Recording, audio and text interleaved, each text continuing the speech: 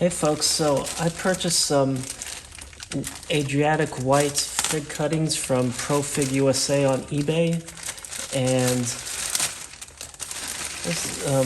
Brian, the guy who sells these on there, he has a lot of great prices on his fig cuttings. So I bought 3, and he gave me like some information and the card. And this is the way they're packaged, just nice moist cuttings, and you can see several nodes already and some growth points. 2 of them are the tips and 1 is not, but you can see that because you know the tips, you know that these will be the bottom.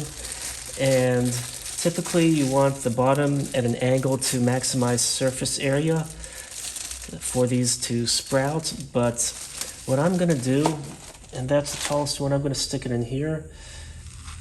And I'm just going to add these to this. And these I leave covered. I just hope I have enough space because I've been on a fig propagating kick.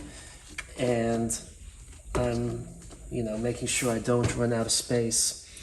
These figs that are in the white containers I got from some relatives. And I'll see if they grow or not. They were dormant when I harvested them. And I think I might be able to squeeze those in here. But I like to have these sprout in a really humid environment because it keeps the cuttings from drying out. And I'll see how well these fare when I sprout them without cutting the bottom at an angle. So this one is the second largest. I'm going to stick it in there. This has a lot of growth points, which is nice. And then this one, with figs, if you don't, like this side was put down, but you see how here you have the broken pieces and then you have like little growth areas up there.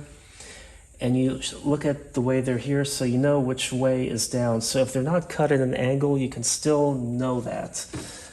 So that's the good thing about figs. So I'm just going to stick that in there. And you want to make sure at least some of the nodes are buried. I don't know if that really helps, if they root from the bottom or not.